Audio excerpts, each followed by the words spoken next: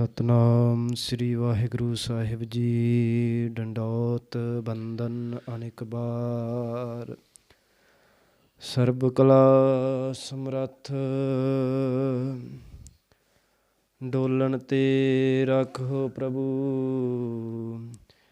ਨਾਨਕ ਦੇ ਕਰ ਹੱਥ ਡੋਲਣ ਤੇ ਰੱਖੋ ਪ੍ਰਭੂ। ਨਾਨਕ ਦੇ ਕਰ ਹੱਥ ਸੋ ਕਹੋ ਟਲ ਗੁਰ ਸੇਵੀਐ। ਅਹਨਸ ਸਹਿਜ ਸੁਭਾਇ ਦਰਸ਼ਨ ਪਰਸੈ ਗੁਰੂ ਕੈ। ਜਨਮ ਮਰਨ ਦੁਖ ਜਾਇ ਹੋਵੈ ਸਿਫਤ ਖਸਮ ਦੀ। ਨੂਰ ਅਰਸੋਂ ਕੁਰਸੋਂ ਝਟੀਐ ਤੁਧ ਡਿਠੇ ਸੱਚੇ ਪਾਤਸ਼ਾਹ।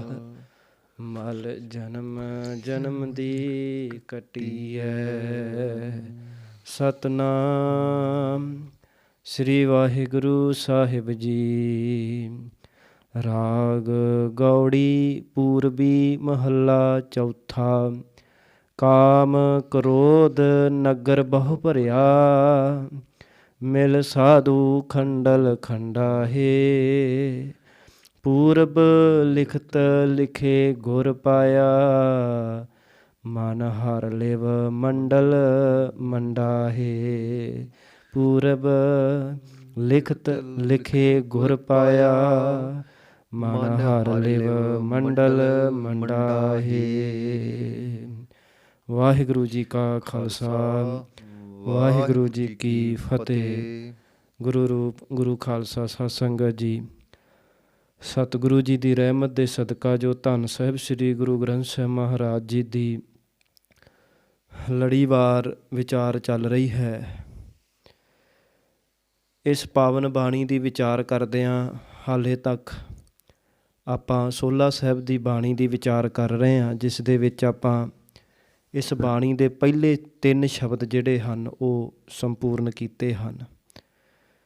ਸੋਲਾ ਸਾਹਿਬ ਦੀ ਬਾਣੀ ਵਿੱਚ 2 ਹੋਰ ਸ਼ਬਦ ਹਨ ਜਿਨ੍ਹਾਂ ਦੀ ਵਿਚਾਰ ਅੱਜ ਆਪਾਂ ਕਰਨੀ ਹੈ ਸਤ ਸੰਗਤ। ਤੋ ਆਓ ਜਿੰਨੇ ਵੀ ਆਪਾਂ ਸਰੀਰ ਕਰਕੇ ਜੁੜੇ ਹਾਂ ਜਾਂ ਸੋਸ਼ਲ ਮੀਡੀਆ ਦੇ ਰਾਹੀਂ ਇਸ ਵਿਚਾਰ ਦੇ ਵਿੱਚ ਹਾਜ਼ਰੀ ਭਰ ਰਹੇ ਹਾਂ, ਆਓ ਸਤ ਸੰਗਤ ਆਪਣੀ ਰਸਨਾ ਨੂੰ ਪਵਿੱਤਰ ਕਰੀਏ, ਸੁਰਤ ਸਤਿਗੁਰਾਂ ਦੇ ਚਰਨਾਂ 'ਤੇ ਜੋੜੀਏ ਔਰ ਉਚਾਰਨ ਕਰੀਏ ਜੀ। ਸਤਨਾਮ ਸ੍ਰੀ ਵਾਹਿਗੁਰੂ ਸਾਹਿਬ ਜੀ। ਰਾਗ ਗੌੜੀ ਪੂਰਬੀ ਮਹੱਲਾ ਚੌਥਾ। ਗੌੜੀ ਪੂਰਬੀ ਰਾਗ ਦੇ ਅੰਦਰ ਗੌੜੀ ਔਰ ਪੂਰਬੀ ਦੇ ਸੁਮੇਲ ਦੇ ਨਾਲ ਸਤਿਗੁਰੂ ਜੀ ਨੇ ਚੌਥੇ ਪਾਤਸ਼ਾਹ ਧੰਨ ਧੰਨ ਸਾਹਿਬ ਸ੍ਰੀ ਗੁਰੂ ਰਾਮਦਾਸ ਮਹਾਰਾਜ ਜੀ ਨੇ ਇਹ ਬਚਨ ਉਚਾਰਨ ਕੀਤਾ ਹੈ। ਆਪ ਜੀ ਨੂੰ ਇਹ ਬੇਨਤੀ ਕਰਾਂ ਸਤ ਸੰਗਤ, ਜਿਹੜੀ ਬੇਨਤੀ ਸੋਲਾ ਸਾਹਿਬ ਦੇ ਪ੍ਰਾਰੰਭ ਵੇਲੇ ਵੀ ਆਪਾਂ ਕੀਤੀ ਸੀ ਕਿ ਗੁਰੂ ਨਾਨਕ ਸਾਹਿਬ ਦੇ ਵੇਲੇ ਪਹਿਲੇ 3 ਸ਼ਬਦ ਪੜ੍ਹੇ ਜਾਂਦੇ ਸੀ। ਜਦੋਂ ਸੌਣ ਤੋਂ ਪਹਿਲਾਂ ਪੜ੍ਹਦੇ ਸੀ ਪਹਿਲਾਂ 3 ਸ਼ਬਦ ਪੜ੍ਹੇ ਜਾਂਦੇ ਸੀ, ਕਿਉਂਕਿ ਪਹਿਲੇ 3 ਸ਼ਬਦ ਗੁਰੂ ਨਾਨਕ ਸਾਹਿਬ ਦੇ ਹਨ। ਚੌਥਾ ਸ਼ਬਦ ਗੁਰੂ ਰਾਮਦਾਸ ਜੀ ਨੇ ਉਚਾਰਨ ਕੀਤਾ ਹੈ। 5ਵਾਂ ਸ਼ਬਦ ਗੁਰੂ ਅਰਜਨ ਸਾਹਿਬ ਜੀ ਨੇ ਉਚਾਰਨ ਕੀਤਾ ਹੈ ਔਰ ਗੁਰੂ ਅਰਜਨ ਸਾਹਿਬ ਜੀ ਨੇ ਹੀ ਫਿਰ ਇਹ ਆਖਰੀ 2 ਸ਼ਬਦ ਸੰਮਿਲਿਤ ਕਰਕੇ ਫਿਰ ਸੋਲਾ ਸਾਹਿਬ ਦੀ ਬਾਣੀ ਧੰਨ ਗੁਰੂ ਗ੍ਰੰਥ ਸਾਹਿਬ ਮਹਾਰਾਜ ਜੀ ਦੇ ਅੰਦਰ ਦਰਜ ਕੀਤੀ ਹੈ। ਤੋ ਇਹ ਬਚਨ ਜੋ ਆਪਾਂ ਹੁਣ ਵਿਚਾਰਨ ਲੱਗੇ ਹਾਂ ਚੌਥੇ ਪਾਤਸ਼ਾਹ ਦੇ ਬਚਨ ਹਨ। ਗੌੜੀ ਔਰ ਪੂਰਬੀ ਦੇ ਸੁਮੇਲ ਦੇ ਨਾਲ ਸਤਿਗੁਰੂ ਜੀ ਨੇ ਇਸ ਪਾਵਨ ਬਚਨ ਨੂੰ ਗਾਇਨ ਕੀਤਾ ਹੈ ਜੀ। ਕਾਮ ਕ੍ਰੋਧ ਨਗਰ ਬਹੁ ਭਰਿਆ। ਮਿਲ ਸਾਧੂ ਖੰਡਲ ਖੰਡਾਹੇ। ਧੰਨ ਧੰਨ ਸਾਹਿਬ ਸ੍ਰੀ ਗੁਰੂ ਰਾਮਦਾਸ ਮਹਾਰਾਜ ਬਖਸ਼ਿਸ਼ ਕਰਦੇ ਨੇ। ਕਾਮ ਕ੍ਰੋਧ ਨਗਰ ਬਹੁ ਭਰਿਆ। ਮਹਾਰਾਜ ਕਹਿੰਦੇ ਜਿਹੜਾ ਇਹ ਸਰੀਰ ਰੂਪੀ ਨਗਰ ਹੈ ਨਾ ਸਾਡਾ, ਇਹ ਕਾਮ ਤੇ ਕ੍ਰੋਧ ਵਰਗੇ ਵਿਕਾਰਾਂ ਦੇ ਨਾਲ ਭਰਿਆ ਹੋਇਆ ਹੈ। ਹੁਣ ਤੁਸੀਂ ਦੇਖੋ ਵੀ ਇਹ ਸਰੀਰ ਜਿਹੜਾ ਹੈ ਇਹ ਵਿਕਾਰਾਂ ਨਾਲ ਭਰਿਆ ਹੈ ਔਰ ਇਹ ਵਿਕਾਰ ਬੜੇ ਦੁਖਦਾਈ ਨੇ। ਇਹ ਵਿਕਾਰ ਜੀਵਨ ਦੇ ਵਿੱਚ ਬੜੀ ਰੁਕਾਵਟ ਬਣਦੇ ਨੇ। ਇਤਿਹਾਸ ਦੇ ਵਿੱਚ ਘਟਨਾ ਵੀ ਆਉਂਦੀ ਹੈ ਵੀ ਧੰਨ ਧੰਨ ਸਾਹਿਬ ਸ੍ਰੀ ਗੁਰੂ ਰਾਮਦਾਸ ਮਹਾਰਾਜ ਜੀ ਇੱਕ ਦਿਨ ਗੋਇੰਦਵਾਲ ਸਾਹਿਬ ਯਾਤਰਾ ਲਈ ਜਾ ਰਹੇ ਹਨ। ਰਸਤੇ ਵਿੱਚ ਇੱਕ ਜ਼ਿਮੀਂਦਾਰ ਮਿਲਦਾ ਹੈ ਅਤੇ ਉਸ ਜ਼ਿਮੀਂਦਾਰ ਨੂੰ ਨਹੀਂ ਸੀ ਪਤਾ ਵੀ ਇਹ ਦੀਨ ਦੁਨੀਆ ਦੇ ਪਾਤਸ਼ਾਹ ਨੇ। ਉਹਨਾਂ ਨੇ ਆ ਕੇ ਇਹ ਕੰਮ ਹੀ ਲਾਤਾ, ਮਤਲਬ ਇੱਕ ਕੰਮ ਹੀ ਕਹਿ ਦਿੱਤਾ, ਬੇਨਤੀ ਕੀਤੀ, ਕਹਿਣ ਲੱਗੇ ਵੀ ਭਾਈ ਤੁਸੀਂ ਇੱਧਰ ਨੂੰ ਜਾ ਰਹੇ ਹੋ, ਰਸਤੇ ਦੇ ਵਿੱਚ ਹੀ ਮੇਰਾ ਖੇਤ ਆਉਂਦਾ ਹੈ, ਬਾਜਰੇ ਦਾ ਖੇਤ ਹੈ, ਅਤੇ ਜਾਂਦਿਆਂ ਤੁਸੀਂ ਨਿਗਾਹ ਮਾਰ ਲਿਓ ਵੀ ਜੇ ਕੋਈ ਪੰਛੀ ਬੈਠੇ ਹੋਏ ਉਹਨਾਂ ਨੂੰ ਉਡਾ ਦਿਓ। ਮਹਾਰਾਜ ਕਹਿਣ ਲੱਗੇ ਵੀ ਭਾਈ ਉਹਨਾਂ ਪੰਛੀਆਂ ਨੂੰ ਉਡਾਉਣਾ ਕਿਉਂ ਹੈ? ਅਤੇ ਉਹ ਜ਼ਿਮੀਂਦਾਰ ਕਹਿਣ ਲੱਗਾ ਵੀ ਇੰਨੀ ਮਿਹਨਤ ਕਰਕੇ ਮੈਂ ਫਸਲ ਉਗਾਈ ਆ, ਜੇ ਪੰਛੀ ਨਾ ਉਡਾਏ ਤਾਂ ਮੇਰੇ ਖੇਤ ਨੂੰ ਉਜਾੜ ਦੇਣਾ ਉਹਨਾਂ ਨੇ। ਮਹਾਰਾਜ ਕਹਿੰਦੇ ਕਿਤੇ ਇਹ ਗੱਲ ਪੂਰੀ ਦੁਨੀਆ ਨੂੰ ਸਮਝ ਲੱਗ ਜਾਵੇ। ਕਈ ਵਾਰ ਅਸੀਂ ਜੀਵਨ ਬਣਾਉਣ ਵਾਸਤੇ ਮਿਹਨਤ ਕਰਦੇ ਹਾਂ, ਨਿਤਨੇਮ ਕਰਦੇ, ਸੇਵਾ ਕਰਦੇ ਹਾਂ, ਪਰ ਇਹ ਵਿਕਾਰਾਂ ਦੇ, ਕਾਮ ਕ੍ਰੋਧ ਦੇ ਫੁਰਨੇ ਇਸ ਤਰ੍ਹਾਂ ਹਨ ਜਿਵੇਂ ਪੰਛੀ ਹੁੰਦੇ ਨੇ, ਅਤੇ ਪੰਛੀ ਇੱਕ ਮਿਹਨਤ ਕੀਤੇ ਹੋਏ ਖੇਤ ਦੇ ਵਿੱਚ ਜਦੋਂ ਬੈਠ ਜਾਣ, ਉੱਥੋਂ ਦਾ ਫਸਲ ਦਾ ਉਜਾੜਾ ਕਰਨ ਲੱਗ ਪੈਂਦੇ ਨੇ, ਉਜਾੜ ਦਿੰਦੇ ਨੇ। ਜਿਵੇਂ ਕਿਸੇ ਕਿਸਾਨ ਨੇ ਮਿਹਨਤ ਦੇ ਨਾਲ ਇੱਕ ਖੇਤ ਬੀਜਿਆ ਹੋਵੇ ਅਤੇ ਪੰਛੀ ਉਸ ਖੇਤ ਦਾ ਉਜਾੜਾ ਕਰ ਦਿੰਦੇ ਹਨ। ਇਸੇ ਤਰ੍ਹਾਂ ਅਸੀਂ ਬੰਦਗੀ ਕਰ ਕਰਕੇ ਜੀਵਨ ਨੂੰ ਘੜਨਾ ਚਾਹੁੰਦੇ ਹਾਂ, ਪਰ ਇਹ ਵਿਕਾਰਾਂ ਰੂਪੀ ਜਿਹੜੇ ਪੰਛੀ ਹਨ ਇਹ ਸਾਡੇ ਅੰਦਰੋਂ ਗੁਣਾਂ ਨੂੰ ਉਜਾੜਦੇ ਪਏ ਨੇ। ਇਸ ਕਰਕੇ ਇਹ ਵਿਕਾਰਾਂ ਨੂੰ ਕੰਟਰੋਲ ਵਿੱਚ ਕਰਨਾ ਬੜਾ ਜ਼ਰੂਰੀ ਹੈ।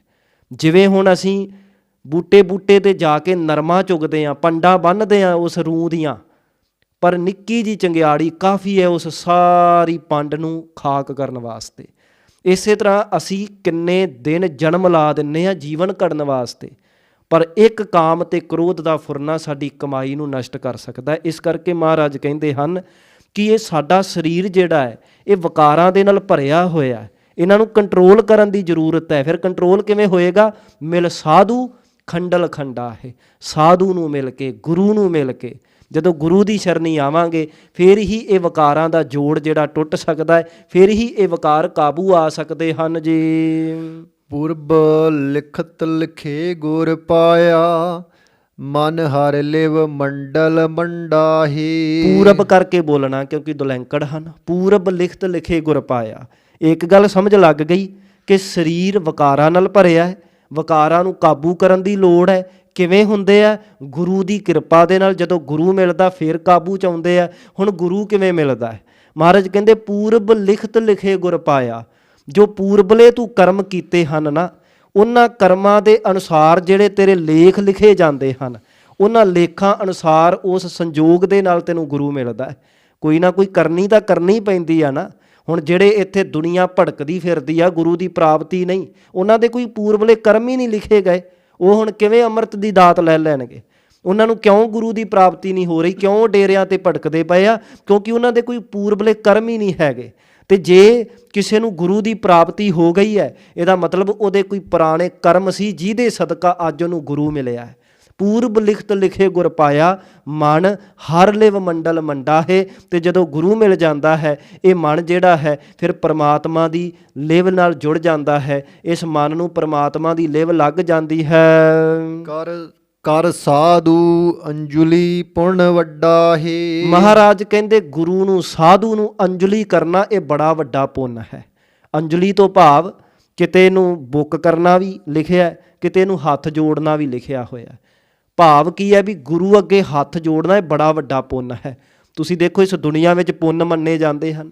ਕੋਈ ਦਾਨ ਨੂੰ ਪੁੰਨ ਮੰਨਦਾ ਹੈ, ਕੋਈ ਕਿਸੇ ਤਰ੍ਹਾਂ ਦੇ ਕਰਮ ਨੂੰ ਪੁੰਨ ਮੰਨਦਾ ਹੈ, ਪਰ ਗੁਰਮਤਿ ਦੇ ਵਿੱਚ ਗੁਰੂ ਅੱਗੇ ਹੱਥ ਜੋੜਨਾ ਇਹ ਬੜਾ ਵੱਡਾ ਪੁੰਨ ਹੈ। ਇਸ ਕਰਕੇ ਜਦੋਂ ਅਸੀਂ ਗੁਰਦੁਆਰੇ ਆਉਂਦੇ ਹਾਂ, ਗੁਰੂ ਸਾਹਿਬ ਅੱਗੇ ਝੁਕਦੇ ਹਾਂ, ਹੱਥ ਜੋੜਦੇ ਹਾਂ, ਇਹਨੂੰ ਕੋਈ ਫਾਰਮੈਲਿਟੀ ਨਾ ਸਮਝਿਆ ਕਰੋ। ਗੁਰੂ ਗ੍ਰੰਥ ਸਾਹਿਬ ਮਹਾਰਾਜ ਜੀ ਦੀ ਅਕਾਲ ਪੁਰਖ ਦੀ ਬਾਣੀ ਨੇ ਗੁਰੂ ਅੱਗੇ ਹੱਥ ਜੋੜਨ ਨੂੰ ਬੜਾ ਵੱਡਾ ਪੁੰਨ ਲਿਖਿਆ। ਮਹਾਰਾਜ ਕਹਿੰਦੇ ਕਰ ਸਾਧੂ ਅੰਜਲੀ ਪੁੰਨ ਵੱਡਾ ਹੈ, ਵੱਡਾ ਹੈ। ਫਿਰ ਅੱਗੋਂ ਮਹਾਰਾਜ ਜੀ ਫਰਮਾਉਂਦੇ ਹਨ ਕਰ ਡੰਡੌਤ ਪੁੰਨ ਵੱਡਾ ਹੀ। ਤੇ ਗੁਰੂ ਅੱਗੇ ਡੰਡੌਤ ਕਰਨੀ। ਡੰਡੌਤ ਦਾ ਵੈਸੇ ਅਰਥ ਹੁੰਦਾ ਵੀ ਬਿਲਕੁਲ ਲੰਮੇ ਪੈ ਕੇ ਮੱਥਾ ਟੇਕਣਾ। ਇਸ ਤਰ੍ਹਾਂ ਗੁਰੂ ਨੂੰ ਡੰਡੌਤ ਕਰਨੀ, ਗੁਰੂ ਅੱਗੇ ਮੱਥਾ ਟੇਕਣਾ, ਇਹ ਵੀ ਬੜਾ ਵੱਡਾ ਪੁੰਨ ਹੈ। ਤੋ ਇੱਥੇ ਦੋ ਪੁੰਨ ਦਾ ਜ਼ਿਕਰ ਕੀਤਾ। ਗੁਰੂ ਅੱਗੇ ਹੱਥ ਜੋੜਨੇ ਬੜਾ ਵੱਡਾ ਪੁੰਨ ਹੈ, ਅਤੇ ਗੁਰੂ ਅੱਗੇ ਮੱਥਾ ਟੇਕਣਾ ਇਹ ਬੜਾ ਵੱਡਾ ਪੁੰਨ ਹੈ। ਅਤੇ ਭਾਵਨਾ ਦੇ ਨਾਲ ਜੋੜੀਏ, ਕਿਉਂਕਿ ਇਹ ਜਿਹੜਾ ਕਰਮ ਹੈ ਨਾ, ਇਹਦੇ ਪਿੱਛੇ ਇੱਕ ਭਾਵ ਵੀ ਲੁਕਿਆ ਹੋਇਆ। ਮੱਥਾ ਟੇਕਣ ਦਾ ਅਰਥ ਹੈ ਵੀ ਗੁਰੂ ਨੂੰ ਸਮਰਪਿਤ ਹੋ ਜਾਣਾ, ਅਤੇ ਹੱਥ ਜੋੜਨਾ ਮਤਲਬ ਭਾਵ ਅਸੀਂ ਗੁਰੂ ਤੋਂ ਮੰਗਦੇ ਹਾਂ। ਜਦੋਂ ਅਸੀਂ ਗੁਰੂ ਨੂੰ ਸਮਰਪਿਤ ਹੋ ਜਾਵਾਂਗੇ ਤਾਂ ਸਭ ਕੁਝ ਮਿਲੇਗਾ। ਅਤੇ ਗੁਰੂ ਨੂੰ ਸਮਰਪਿਤ ਹੋ ਜਾਣਾ ਹੀ ਦੁਨੀਆ ਦਾ ਸਭ ਤੋਂ ਵੱਡਾ ਪੁੰਨ ਹੈ। ਇਹ ਪੂਰੇ ਸ਼ਬਦ ਦਾ ਕੇਂਦਰੀ ਭਾਵ ਹੈ। ਇਹ ਰਹਾਉ ਦੇ ਬਚਨ ਹਨ। ਇੱਥੇ ਮਹਾਰਾਜ ਠਹਿਰਾਓ ਦੇ ਕੇ ਫਿਰ ਬਖਸ਼ਿਸ਼ ਕਰਦੇ ਹਨ ਜੀ। ਸਾਕਤ ਹਰ ਰਸ ਸਾਧ ਨਾ ਜਾਣਿਆ, ਤਿਨ ਅੰਤਰ ਹਉਮੈ ਕੰਡਾਹੇ। ਸਾਕਤ ਹਰ ਰਸ ਸਾਧ ਨਾ ਜਾਣਿਆ, ਨੂੰ ਸਾਧ ਨਹੀਂ ਪੜ੍ਹਨਾ, ਸਾਧ ਭਾਵ ਸਵਾਦ। ਸਾਕਤ ਹਰ ਰਸ ਸਾਧ ਨਾ ਜਾਣਿਆ, ਤਿਨ ਅੰਤਰ ਹਉਮੈ, ਮੰਮੇ ਨੂੰ ਦੁਲਾਵਾਂ ਹਨ, ਹਉਮੈ ਕੰਡਾਹੇ। ਮਹਾਰਾਜ ਕਹਿੰਦੇ ਸਾਕਤ ਤੋਂ ਭਾਵ ਜਿਹੜਾ ਰੱਬ ਤੋਂ ਟੁੱਟਿਆ ਹੋਇਆ, ਰੱਬ ਤੋਂ ਟੁੱਟਿਆ ਹੋਇਆ ਮਨੁੱਖ ਕਦੀ ਵੀ ਵਾਹਿਗੁਰੂ ਦੇ ਨਾਮ ਦੇ ਰਸ ਦਾ ਸਵਾਦ ਨਹੀਂ ਜਾਣਦਾ। ਕਿਉਂ ਨਹੀਂ ਜਾਣਦਾ? ਇੱਕ ਸਾਕਤ ਬੰਦੇ ਨੂੰ ਵਾਹਿਗੁਰੂ ਦੇ ਨਾਮ ਦਾ ਰਸ ਕਿਉਂ ਨਹੀਂ ਆਉਂਦਾ? ਕਿਉਂਕਿ ਤਿੰਨ ਅੰਤਰ ਹਉਮੈ ਕੰਡਾ ਹੈ, ਉਹਦੇ ਅੰਦਰ ਹਉਮੈ ਦਾ ਕੰਡਾ ਹੈ। ਉਹ ਹਉਮੈ ਉਹਨੂੰ ਨਾਮ ਦੇ ਵਿੱਚ ਸਵਾਦ ਨਹੀਂ ਆਉਣ ਦਿੰਦੀ। ਹਉਮੈ ਤੋਂ ਭਾਵ ਵੀ ਆਪਦੀ ਹੋਂਦ ਦਾ ਹੀ ਅਹਿਸਾਸ ਰਹਿਣਾ, ਰੱਬ ਦੀ ਹੋਂਦ ਦਾ ਕੁਝ ਅਤਾ ਪਤਾ ਹੀ ਨਹੀਂ, ਬਸ ਆਪਣਾ ਆਪ ਹੀ ਪਤਾ ਇਹਨੂੰ, ਆਪਣਾ ਆਪ ਹੀ ਇਹਦੇ ਵਾਸਤੇ ਸਭ ਕੁਝ ਹੈ। ਇਹ ਹਉਮੈ ਜਿਹੜੀ ਹੈ, ਮਹਾਰਾਜ ਕਹਿੰਦੇ ਇਹਨੂੰ ਵਾਹਿਗੁਰੂ ਦੇ ਨਾਮ ਦਾ ਰਸ ਉਹ ਸਵਾਦ ਨਹੀਂ ਲੈਣ ਦਿੰਦੇ। ਜੋ ਜੋ ਚਲੈ ਚੁਬੈ ਦੁਖ ਪਾਵਹਿ, ਜਮ ਕਾਲ ਸਹਸ ਸਿਰ ਡੰਡਾਹੇ। ਜਿਉਂ ਜਿਉਂ ਚੱਲਹਿ ਚੁਬੈ ਦੁੱਖ ਪਾਵਹਿ, ਜਮਕਾਲ ਸਹਿ ਸਿਰ ਡੰਡਾ ਹੈ। ਉਚਾਰਨ ਇਸ ਤਰ੍ਹਾਂ ਕਰਨਾ ਹੈ। ਮਹਾਰਾਜ ਕਹਿੰਦੇ ਹੁਣ ਇਹਦੇ ਅੰਦਰ ਹਉਮੈ ਰੂਪੀ ਕੰਡਾ ਹੈ, ਤੇ ਜਿਵੇਂ ਜਿਵੇਂ ਸੰਸਾਰ ਦੀ ਕਾਰ ਵਿਹਾਰ ਕਰਦਾ ਨੇ, ਹਉਮੈ ਦਾ ਕੰਡਾ ਚੁੱਭਦਾ ਹੈ।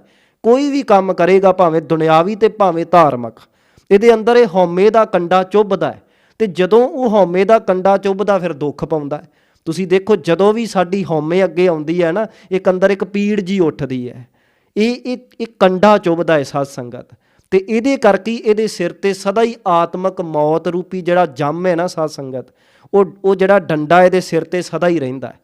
ਹੁਣ ਤੁਸੀਂ ਦੇਖੋ ਆਮ ਤੌਰ ਤੇ ਹੁਣ ਕਈ ਵਾਰੀ ਸ਼ਿਕਾਇਤਾਂ ਆਉਂਦੀਆਂ ਮਨੁੱਖਾਂ ਦੀਆਂ, ਜੀ ਮੈਂ ਉਹਦੇ ਕਰਕੇ ਬੜਾ ਦੁਖੀ ਹਾਂ ਜੀ, ਉਹਨੇ ਮੈਨੂੰ ਇੰਝ ਬੋਲਤਾ, ਉਹਨੇ ਮੈਨੂੰ ਇੰਝ ਬੋਲਤਾ। ਕਈ ਵਾਰੀ ਕੋਈ ਸੱਚ ਵੀ ਕਹਿ ਦਵੇ ਤਾਂ ਵੀ ਅਸੀਂ ਦੁਖੀ ਹੋ ਜਾਂਦੇ ਹਾਂ। ਬਹੁਤੀ ਵਾਰ ਅਸੀਂ ਦੁਖੀ ਇਸ ਕਰਕੇ ਨਹੀਂ ਹੁੰਦੇ ਵੀ ਅਗਲੇ ਨੇ ਕੁਝ ਕਹਿਤਾ ਹੈ, ਬਹੁਤੀ ਵਾਰ ਅਸੀਂ ਇਸ ਕਰਕੇ ਦੁਖੀ ਹੁੰਦੇ ਹਾਂ ਕਿਉਂਕਿ ਸਾਡੇ ਹਉਮੈ ਨੂੰ ਸੱਟ ਵੱਜਦੀ ਹੈ। ਤੇ ਬੰਦੇ ਦੀ ਜਦੋਂ ਹਉਮੈ ਨੂੰ ਸੱਟ ਵੱਜਦੀ ਹੈ, ਉਹਨੂੰ ਇਸ ਤਰ੍ਹਾਂ ਪੀੜ ਦਿੰਦੀ ਜਿਵੇਂ ਇੱਕ ਕੰਡਾ ਚੁਭਣ ਤੇ ਪੀੜ ਹੁੰਦੀ ਹੈ। ਮਹਿਸੂਸ ਕਰਕੇ ਦੇਖਿਓ, ਜਦੋਂ ਹਉਮੈ ਵੱਧਦੀ ਹੈ ਅੰਦਰ ਇੱਕ ਦਿਲ ਦੇ ਵਿੱਚ ਇਸ ਤਰ੍ਹਾਂ ਦੀ ਘਾਊ ਮਾਊ ਜੀ, ਅੰਦਰ ਇੱਕ ਇਸ ਤਰ੍ਹਾਂ ਦੀ ਪੀੜ ਉੱਠਦੀ ਜਿਵੇਂ ਇੱਕ ਕੰਡਾ ਚੁੱਭਦਾ ਹੈ।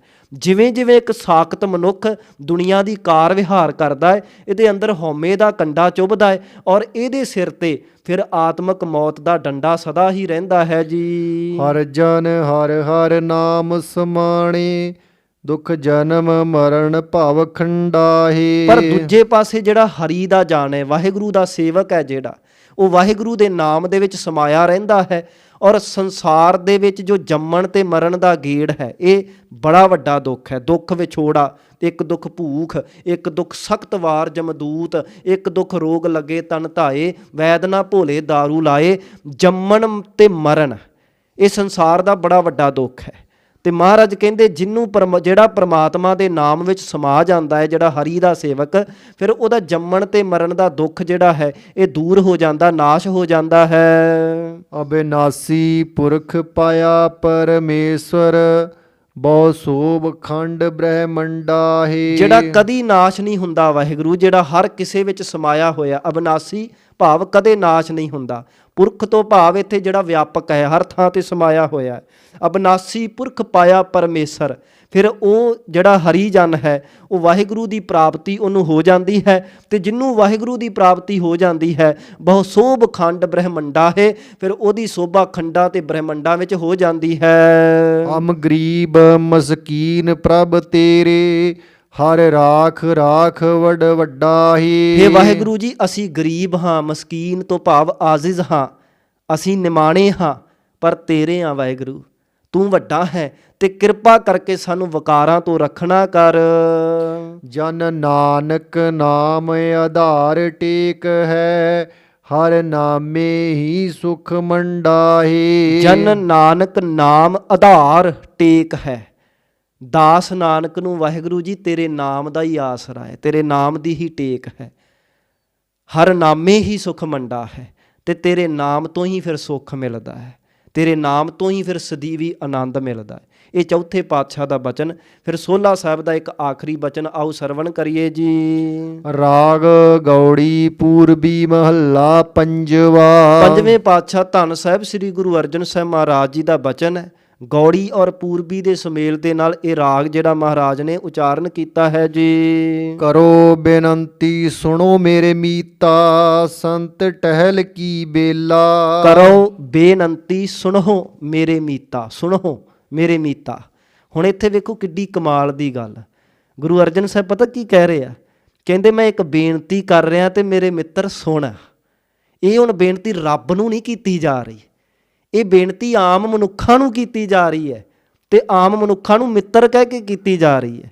ਤੁਸੀਂ ਦੇਖੋ ਗੁਰੂ ਸਾਹਿਬ ਨੇ ਹਰ ਢੰਗ ਦੇ ਨਾਲ ਮਨੁੱਖ ਨੂੰ ਰੱਬ ਦੀ ਬੰਦਗੀ ਦੇ ਨਾਲ ਜੋੜਨ ਦੇ ਯਤਨ ਕੀਤੇ। ਕਿਤੇ ਝਿੜਕ ਵੀ ਮਾਰਨੀ ਪਈ, ਜੇ ਗੁਰ ਝਿੜਕੇ ਤਾਂ ਮਿੱਠਾ ਲੱਗ, ਕਿਤੇ ਉਪਦੇਸ਼ ਵੀ ਕਰਨਾ ਪਿਆ, ਕਿਤੇ ਬੜੇ ਹੋਰ ਤਰ੍ਹਾਂ ਦੇ ਕੌਤਕ ਕਰਨੇ ਪਏ। ਪਰ ਇੱਥੇ ਮਹਾਰਾਜ ਜੀ ਵੇਖੋ ਕਿੱਡੀ ਕਮਾਲ ਦੀ ਗੱਲ, ਇੱਥੇ ਬੇਨਤੀ ਕਰਦੇ ਪਏ ਆ। ਹੁਣ ਤੁਸੀਂ ਦੇਖੋ ਕਿਵੇਂ ਦੇਣੇ ਦੇਵਾਂਗੇ ਆਪਣੇ ਗੁਰੂ ਨੂੰ। ਗੁਰੂ ਨੇ ਹਰ ਉਹ ਤਰੀਕਾ ਵਰਤਿਆ। ਝਿੜਕ ਮਾਰਨੀ ਪਈ, ਝਿੜਕ ਵੀ ਮਾਰੀ, ਕੋਈ ਕੌਤਕ ਵਰਤਾਉਣਾ ਪਿਆ, ਕੌਤਕ ਵੀ ਵਰਤਾਇਆ, ਤਰਲੇ ਮਾਰਨੇ ਪਏ, ਤਰਲੇ ਵੀ ਮਾਰੇ, ਬੇਨਤੀ ਕਰਨੀ ਪਈ, ਬੇਨਤੀ ਵੀ ਕੀਤੀ। ਮਹਾਰਾਜ ਇਸ ਮਨੁੱਖਤਾ ਨੂੰ ਮਿੱਤਰ ਕਹਿ ਕੇ ਵੀ ਮੇਰੇ ਮਿੱਤਰੋ ਮੈਂ ਬੇਨਤੀ ਕਰ ਰਿਹਾ ਤੁਹਾਡੇ ਚਰਨਾਂ ਤੇ, ਤੁਹਾਨੂੰ ਮੈਂ ਇੱਕ ਬੇਨਤੀ ਕਰ ਰਿਹਾ। ਸੰਤ ਟਹਿਲ ਕੀ ਵੇਲਾ, ਇਹ ਵੇਲਾ ਸੰਤਾਂ ਦੀ ਟਹਿਲ ਕਰਨ ਦਾ ਹੈ, ਐਵੇਂ ਵਿਅਰਥ ਗਵਾਉਣ ਦਾ ਨਹੀਂ ਹੈ। ਹੁਣ ਗੁਰੂ ਅਰਜਨ ਸਾਹਿਬ ਦੀਨ ਦੁਨੀਆ ਦੇ ਪਾਤਸ਼ਾਹ ਸਾਨੂੰ ਬੇਨਤੀ ਕਰ ਰਹੇ ਹੋਣ ਤੇ ਅਸੀਂ ਇਸ ਤਰ੍ਹਾਂ ਹੀ ਟਾਲ ਦਿੰਦੇ ਹਾਂ ਸਾਧ ਸੰਗਤ। ਸਾਡਾ ਹੀਆ ਕਿਵੇਂ ਪੈ ਜਾਂਦਾ ਆਪਣੇ ਸਮੇਂ ਨੂੰ ਵਿਅਰਥ ਕਰਨ ਦਾ। ਗੁਰੂ ਅਰਜਨ ਸਾਹਿਬ ਬੇਨਤੀ ਕਰ ਰਹੇ ਆ, ਕਿੰਨੇ ਨਿਮਾਣੇ ਹੋ ਕੇ ਬੇਨਤੀ ਕਰ ਰਹੇ ਆ। ਇੱਕ ਵੱਡਾ ਦੀਨ ਦੁਨੀਆ ਦਾ ਪਾਤਸ਼ਾਹ ਨਿਮਾਣਾ ਜਿਹਾ ਹੋ ਕੇ ਸਾਨੂੰ ਆ ਕੇ ਬੇਨਤੀ ਕਰੇ ਤੇ ਅਸੀਂ ਫਿਰ ਵੀ ਇਹ ਸਮਾਂ ਐਵੇਂ ਹੀ ਅਜਾਈ ਗਵਾ ਦਈਏ, ਤਾਂ ਬੜਾ ਵੱਡਾ ਸਾਡੇ ਸਿਰ ਤੇ ਗੁਨਾਹ ਹੈ ਸਾਧ ਸੰਗਤ। ਮਹਾਰਾਜ ਕਹਿੰਦੇ ਹੈ ਮੇਰੇ ਮਿੱਤਰੋ ਮੈਂ ਤੁਹਾਨੂੰ ਬੇਨਤੀ ਕਰ ਰਿਹਾ, ਇਹ ਵੇਲਾ ਵਿਅਰਥ ਗਵਾਉਣ ਦਾ ਨਹੀਂ, ਇਹ ਵੇਲਾ ਸੰਤ ਟਹਿਲ ਕੀ ਵੇਲਾ, ਇਹ ਵੇਲਾ ਸੰਤਾਂ ਦੀ ਸੇਵਾ ਕਰਨ ਦਾ ਹੈ। ਈਹਾਂ ਖਾਟ ਚਲੋ ਹਰ ਲਾਹਾ, ਆਗੈ ਬਸਨ ਸੁਹੀਲਾ। ਪਿਛਲੇ ਹਾਹੇ ਦਾ ਉਚਾਰਨ ਸਹੀ ਕਰਨਾ ਆਪਾਂ, ਈਹਾਂ ਖਾਟ ਚਲੋ ਹਰ ਲਾਹਾ, ਆਗੈ ਬਸਨ ਸੁਹੇਲਾ। ਮਹਾਰਾਜ ਕਹਿੰਦੇ ਨੇ ਈਹਾਂ ਖਾਟ ਚਲੋ ਹਰ ਲਾਹਾ, ਇੱਥੇ ਸੰਸਾਰ ਦੇ ਵਿੱਚ ਪਰਮਾਤਮਾ ਦੇ ਨਾਮ ਦੀ ਖੱਟੀ ਖੱਟ ਲੈ, ਤੇ ਜੇ ਤੂੰ ਇੱਥੇ ਪਰਮਾਤਮਾ ਦਾ ਨਾਮ ਜਪੇਂਗਾ ਨਾ, ਆਗੈ ਬਸਨ ਸੁਹੇਲਾ, ਅੱਗੇ ਜਾ ਕੇ ਫਿਰ ਸੌਖਾ ਵਸੇਂਗਾ। ਅੱਗੇ ਜਾ ਕੇ ਜੇ ਸੁੱਖ ਲੈਣਾ ਹੈ, ਇੱਥੇ ਹੁਣ ਅੱਗੇ ਤੋਂ ਭਾਵ ਇਸ ਮੌਤ ਤੋਂ ਬਾਅਦ ਦੀ ਵੀ ਗੱਲ ਕਰ ਸਕਦੇ ਆ, ਜਾਂ ਹੁਣ ਦੀ ਕੀਤੀ ਬੰਦਗੀ ਅਗਲੇ ਹੀ ਪਲ ਕੰਮ ਆਉਣੀ। ਯਾਦ ਰੱਖਿਓ ਜਿਹੜੇ ਵੀ ਕਰਮ ਅਸੀਂ ਹੁਣ ਕਰ ਰਹੇ ਆ ਨਾ, ਇਹ ਅਗਲੇ ਹੀ ਪਾਲੇ ਜ਼ਰੂਰ ਕੰਮ ਆਏਗੀ। ਇਸ ਕਰਕੇ ਜੇ ਅੱਗੇ ਸੁੱਖ ਲੈਣਾ ਹੈ, ਮਹਾਰਾਜ ਕਹਿੰਦੇ ਇੱਥੇ ਪ੍ਰਮਾਤਮਾ ਦੇ ਨਾਮ ਦੀ ਖੱਟੀ ਖੱਟ ਲੈ। ਔਦ ਘਟੈ ਦਿਨਸ ਰਹਿਣਾ ਰੇ। ਔਦ ਘਟੈ, ਔਦ ਦਾ ਅਰਥ ਹੈ ਉਮਰ। ਮਹਾਰਾਜ ਕਹਿੰਦੇ ਤੇਰੀ ਉਮਰ ਘਟ ਰਹੀ ਹੈ। ਦਿਨ ਸਰੈ ਨਾਰੇ, ਦਿਨ ਤੇ ਰਾਤ ਜਿਵੇਂ ਜਿਵੇਂ ਬੀਤਦੇ ਪਏ ਹਨ, ਤੇਰੀ ਉਮਰ ਘਟ ਰਹੀ ਹੈ। ਮਨ ਗੁਰ ਮਿਲ ਕਾਜ ਸਵਾਰੇ। ਇਸ ਕਰਕੇ ਹੇ ਮੇਰੇ ਮਨ, ਤੂੰ ਗੁਰੂ ਨੂੰ ਮਿਲ ਕੇ ਆਪਣਾ ਕਾਰਜ ਸਵਾਰ ਲੈ। ਤੇਰਾ ਕਾਰਜ ਕੀ ਹੈ ਇਸ ਸੰਸਾਰ ਦੇ ਅੰਦਰ? ਭਈ ਪ੍ਰਾਪਤ ਮਾਨਖ ਦੇਹੁਰੀਆ, ਗੋਬਿੰਦ ਮਿਲਣ ਕੀ ਇਹ ਤੇਰੀ ਬਰੀਆ। ਅਵਰ ਕਾਜ ਤੇਰਾ ਕਿਤੈ ਨਾ ਕਾਮ, ਮਿਲ ਸਾਧ ਸੰਗਤ ਭਜ ਕੇਵਲ ਨਾਮ। ਵਾਹਿਗੁਰੂ ਦਾ ਨਾਮ ਜਪਣਾ ਹੀ ਅਸਲੀ ਕਾਰਜ ਹੈ। ਇਸ ਕਰਕੇ ਗੁਰੂ ਨੂੰ ਮਿਲ ਕੇ ਇਹ ਕਾਰਜ ਸਵਾਰ ਲੈ। ਇਹ ਸਤਿਗੁਰੂ ਜੀ ਬਖਸ਼ਿਸ਼ ਕਰਦੇ ਹਨ। ਰਹਾਉ ਠਹਿਰਾਓ ਦੇ ਕੇ ਮਹਾਰਾਜ ਜੀ ਸਮਝਾਉਣਾ ਕਰਦੇ ਹਨ, ਭਾਵ ਇਹ ਬਚਨ ਪੂਰੇ ਸ਼ਬਦ ਦਾ ਕੇਂਦਰੀ ਭਾਵ ਹਨ। ਇਹੋ ਸੰਸਾਰ ਵਿਕਾਰ ਸੰਸੇ ਮਹਿ, ਤਰਿਓ ਬ੍ਰਹਮ ਗਿਆਨੀ। ਇਹੋ ਸੰਸਾਰ ਵਿਕਾਰ ਸੰਸੇ ਮਹਿ, ਇਹ ਸਾਰਾ ਸੰਸਾਰ ਜਿਹੜਾ ਵਿਕਾਰਾਂ ਤੇ ਸੰਸਿਆਂ ਤੌਖਲਿਆਂ ਦੇ ਵਿੱਚ ਗਲਤਾਨ ਹੈ, ਤੇ ਇਸ ਸੰਸਾਰ ਦੇ ਵਿੱਚ ਉਹੀ ਤਰ ਸਕਦਾ ਜਿਹਨੂੰ ਬ੍ਰਹਮ ਗਿਆਨ ਦੀ ਪ੍ਰਾਪਤੀ ਹੋ ਗਈ ਹੈ।